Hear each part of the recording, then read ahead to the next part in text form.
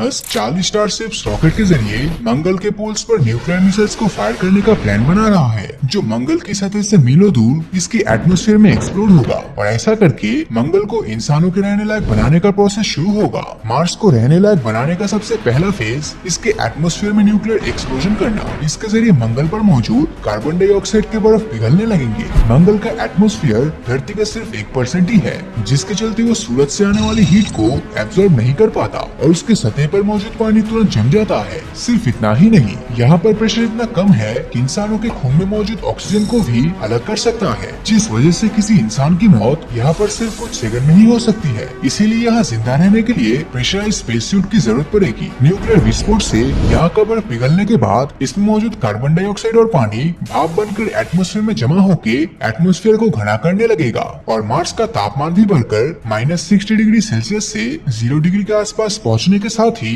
Underground में जमे बर्फ भी पिघलकर पानी के रूप में मिट्टी और चट्टानों से बाहर निकलकर मंगल की सतह पर नदी के रूप में बहना शुरू हो जाएगा। फिर जब ये पानी भाप बनकर एटमॉस्फेयर में बादल को जन्म देंगे, जिसके चलते यहाँ बारिश होने के कारण मंगल पर रेन साइकिल की शुरुआत होगी। मंगल पर मौजूद लाल रंग की धूल की जो परत मौजूद है वो इस बारिश के पानी से धुल जाएगी। मंगल की ग्रेविटी कम होने की वजह से यहाँ की नदियाँ बहुत ही धीमी गति से बहेगी, लेकिन कुछ ही समय के बाद मंगल के ज्यादातर हिस्सों में 9 मीटर तक पानी भर के यहाँ का पहला समुद्र बनकर तैयार होगा। मंगल का 87% समुद्र अंतरिक्ष में गुम हो चुका है और बाकी इसके पोल्स में बर्फ के रूप में मौजूद है, लेकिन अब फिर से इन ओशंस का वापस आने का समय आ चुका है। समय के साथ इसका एटमॉस्फेयर घना होने के कारण इसकी सतह सूरज से आने वाली कॉस्मिक रेडिएशन को एब्जॉर्ब करेगा और मंगल का आसमान भी अब नीले रंग में बदल जाएगा। अगर किसी भी प्रकार का एंशिएंट मार्शियन बैक्टीरिया सतह के नीचे जिंदा हुआ तो अब वो ग्रो करके धीरे धीरे सतह तक पहुंच जाएगा, जहां सनलाइट, पानी और घना एटमॉस्फेयर इसे फैलने में मदद करेगा। वैसे तो बैक्टीरिया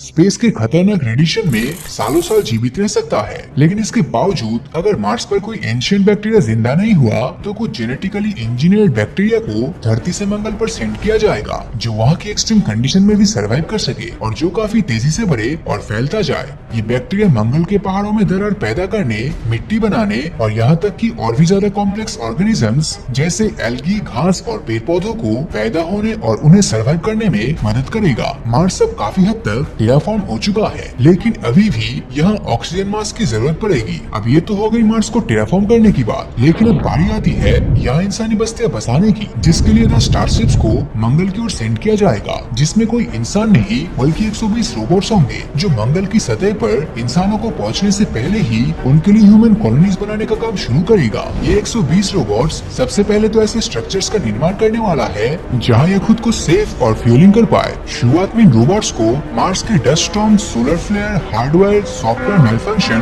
और मार्स के आर्कटिक इलाकों की जमा देने वाली ठंड का सामना करना होगा। फिर जब ये इन कंडीशन से खुद को बचा पाने में सफल होंगे, तब होगी फेज 2 की शुरुआत। इस फेज में ह्यूमन कॉलोनी बनाने के लिए रोबोट्स को 26 महीने का समय लगेगा और इस फेज को कहा जाएगा रोबोटिक फेज ऑफ मार्स। जब ये रोबोट्स मार्स को रहने लायक बना चुका होगा, तब शुरू होगी मंगल पर इंसानी बस्ती बनाने का काम। अब ये रोबोट्स सबसे पहले स्ट्रक्चर्स को मार्स की ड्राई सरफेस पर रखेंगे, जो होगा एक स्टोरेज गैराज। आसमान में ड्रोन्स, सर्विस और बिल्डिंग कंस्ट्रक्शन के लिए साइट मैप तैयार किया जाएगा। ये गैराज इन रोबोट्स को मंगल की खतरनाक डस्ट स्टॉर्म और ठंडी रातों से बचाएगा, जो धीरे धीरे कनेक्टेड शेल्स में तब्दील होकर एक सर्कल का निर्माण करेगा और 3D प्रिंटेड स्ट्रक्चर गुफा की तरह स्ट्रक्चर बनाकर इंसानों को रेडिएशन से बचाएगा। जैसे जैसे इंसानों के आने का समय नजदीक होगा, इन शेल के अंदर इंसानों के रहने के लिए प्रेशराइज्ड ऑक्सीजन हैबिटेट मॉड्यूल्स को रखा जाएगा। इन बायोडोम्स के अंदर छोटे छोटे रोबोट्स फिट होंगे, जो इंसानों के लिए पेड़ पौधे और खाने के लिए सब्जियां उगाने का काम करेगी। आयरनवॉक्स रोबोटिक आर्म सिस्टम के जरिए हर एक पेड़ के बीज को मॉनिटर और इन्हें जरूरी न्यूट्रिएंट्स मिल पा रहा है या नहीं,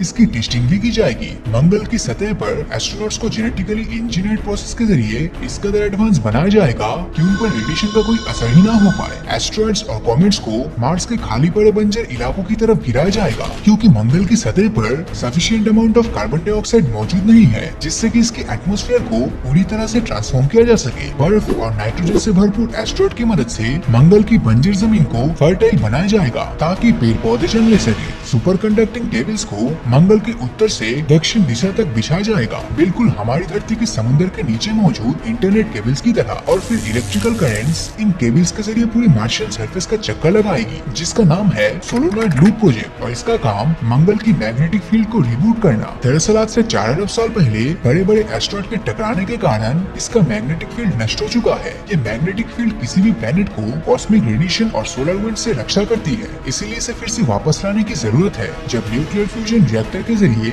इन केबल्स में इलेक्ट्रिकल करंट को सेंड किया जाएगा, तभी एक मैग्नेटिक फील्ड का निर्माण करेगी जो पूरे स्पेस तक फैल जाएगी और अंतरिक्ष से आने वाली सोलर रेडिएशन और कॉस्मिक रेस को मार्स की सतह पर आने से रोक देगा। अब इंजीनियर्ड मैग्नेटिक फील्ड की मदद से मंगल का एटमॉस्फेयर अपने फाइनल स्टेज पर पहुंच जाएगा, जिससे कि मंगल की सतह अब और भी ज्यादा कॉम्प्लेक्स माइक्रो ऑर्गेनिजम्स जैसे कि पेड़ पौधे, जानवर और इंसानों के रहने लायक बन जाएगी। टार्डिग्रेड्स मंगल का सबसे पहला स्पीसीज होगा जो वहाँ की जमीन पर नेचुरल तरीके से बैक्टीरिया और एल्गी को खाकर जिंदा रहेगा। जेनेटिकली इंजीनियर्ड पेड़ पौधे मंगल की बंजर जमीन पर उगना शुरू करेगा, जिसके बाद और भी ज्यादा कॉम्प्लेक्स ऑर्गेनिजम्स को इंट्रोड्यूस किया जाएगा, जिससे कि मार्स की मिट्टी और भी ज्यादा फर्टाइल बन सके। मंगल में इंसानी बस्तियां बसाने के लिए कई प्रकार के मिनरल्स की भी जरूरत होगी। जैसा कि हम जानते हैं कि मार्स एस्ट्रॉइड बेल्ट के काफी नजदीक है और एस्ट्रॉइड्स तो हर तरह के कीमती मिनरल्स का भंडार होता है। इसीलिए नासा इन एस्ट्रॉइड पर स्टडी कर रहा है कि कैसे इन एस्ट्रॉइड पर खुदाई कर यहाँ मौजूद मिनरल्स को हासिल करके इसका इस्तेमाल फ्यूचर में मार्स कॉलोनाइजेशन में किया जा सके। हम नहीं जानते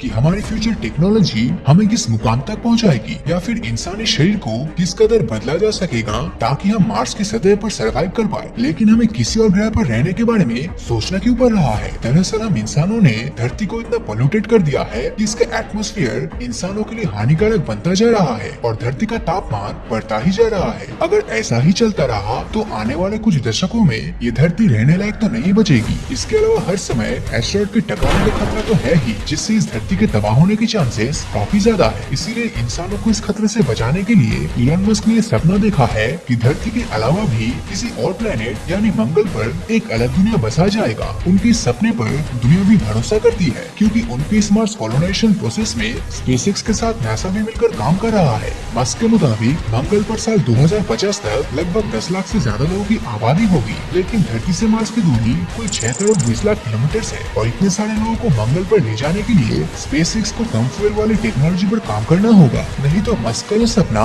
सपना ही रह जाएगा। स्पेसएक्स के दिए गए रिपोर्ट की माने तो ये एक खास तरह का स्टारशिप का निर्माण कर रहा है, जिसे टेस्ला में यूज होने वाली बैटरी से ऑपरेट किया जाएगा और इससे फ्यूल की बचत होगी। लेकिन मंगल को पूरी तरह टेराफॉर्म होने में कई सौ सालों का समय लगेगा। धरती को ऐसा बनने में अरबों साल लगे थे, जहाँ पेड़ पौधे, जीव जंतु और हम इंसान पनप सके। मंगल को धरती जैसा बनाना कोई आसान काम नहीं। मंगल ग्रह की ठंडी, सूखी और बंजर जमीन को रहने लायक बनाने और यहाँ की वातावरण में सांस लेने के लिए इंसानों को काफी मेहनत और समय की जरूरत पड़ेगी। अब देखना ये होगा कि मार्स पर हम इंसान क्या सच में अपनी बस्ती बसा पाते हैं या ये बस सिर्फ एक सपना बनकर ही रह जाएगा। आपकी इस बारे में क्या राय है, हमें कमेंट में जरूर बताना।